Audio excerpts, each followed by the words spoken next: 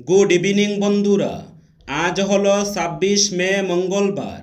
আজকের বরাক উপত্যকা তথা আসামের শ্রীভূমি, শিলচর, হাইলাকান্দি এবং ভারতের বিভিন্ন প্রান্তের আজকের সন্ধ্যার বিশেষ বিশেষ খবরগুলি হল: কাছাড়ের জেলা ম্যাজিস্ট্রেট আয়ুষ গর্গ এক বিজ্ঞপ্তিতে উগ্রপন্থী কার্যকলাপ এবং অবৈধ গবাদি পশুর চোরাচালান রোধ করতে জেলার ভারত বাংলাদেশ আন্তর্জাতিক সীমান্ত এলাকায় ভারতীয় ন্যায় সুরক্ষা সংহিতার ১৬৩ ধারার অধীনে বেশ কিছু নিষেধাজ্ঞা জারি করেছেন।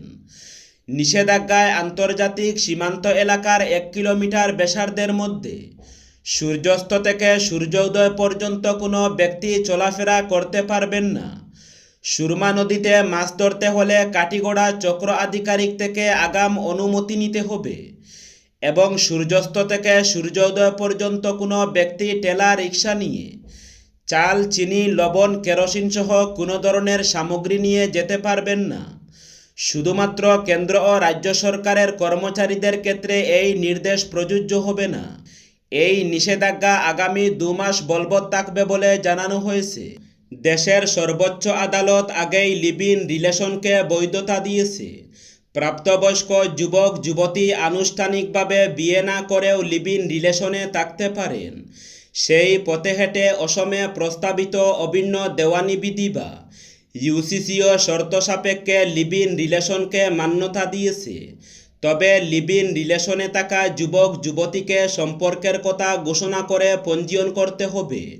সম্পর্কে জড়ানোর ১ মাসের মধ্যেই পঞ্জীয়ন করা বাধ্যতামূলক, না হলে দুজনই দোষী সাব্যস্ত হবেন আইনে। সোমবার অসম বিধানসভায় পেশ করা হয়েছে দ্য ইউনিফর্ম সিভিল কোড অসম ২০২৬ বিল। প্রস্তাবিত সেই আইনের এক নতুন দিক হচ্ছে পঞ্জীয়নের স্বার্থে লিভ ইন রিলেশনকে বৈধতা দেওয়া। তবে লিভ ইন সম্পর্কের উপর আইনি নিয়ন্ত্রণের ব্যবস্থাও করা হয়েছে। এখন থেকে লিভ ইন সম্পর্কে জড়ানোর ১ মাসের মধ্যেই তা বাধ্যতামূলকভাবে পঞ্জীয়ন করতে হবে। এই ধরনের সম্পর্ক থেকে জন্ম নেওয়া শিশুদের আইনত বৈধ বলে স্বীকৃতিও দেওয়া হয়েছে। প্রস্তাবিত আইন অনুযায়ী লিভ ইন সম্পর্কের কথা জানিয়ে উপপঞ্জীয়কের কাছে পঞ্জীয়নের জন্য আবেদন করতে হবে যুবক যুবতীকে। সম্পর্কে জড়ানোর ১ মাসের মধ্যে আবেদন করতে হবে।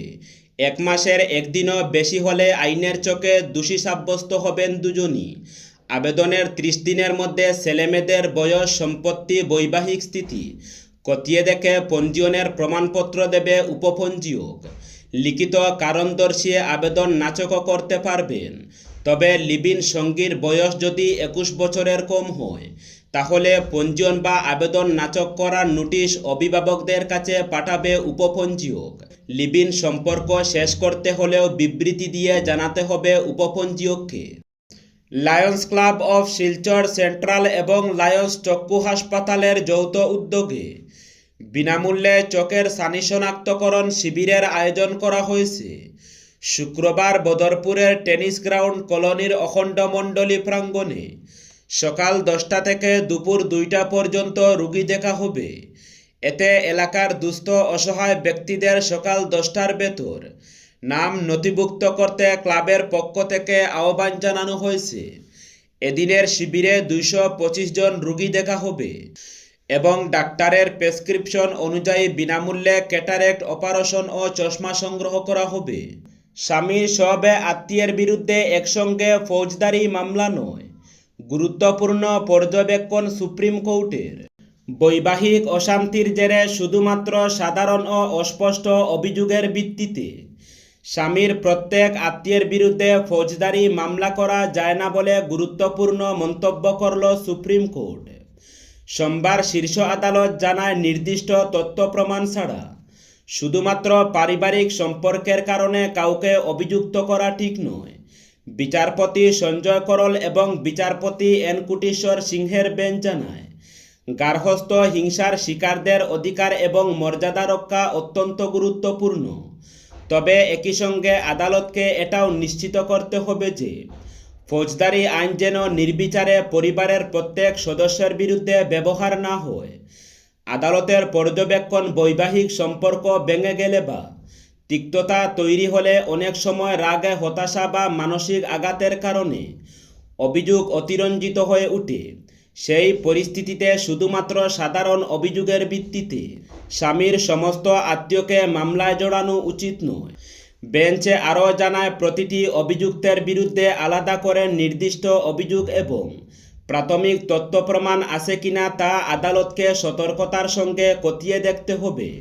না হলে ফৌজদারি প্রক্রিয়া হয়রানির অস্ত্রে পরিণত হতে পারে। উল্লেখ্য, মধ্যপ্রদেশে দায়ের হওয়া একটি মামলার শুনানিতে এই মন্তব্য করেছে শীর্ষ আদালত। পণনিষেধ আইনসহ একাধিক ধারায় স্বামীর 4 আত্মীয়ের বিরুদ্ধে মামলা হয়েছিল। সুপ্রিম কোর্ট সেই এফআইআর এবং গার্হস্থ্য হিংসার আইনের অধীনে দায়ের হওয়া পৃথক অভিযোগও খারিজ করে দিয়েছে। বুরের প্রবল কালবৈশাখী, ঝড় ও মুষলধারে বৃষ্টিতে কার্যত বিপর্যস্ত হয়ে পড়ল ত্রিপুরার খোয়াই জেলা।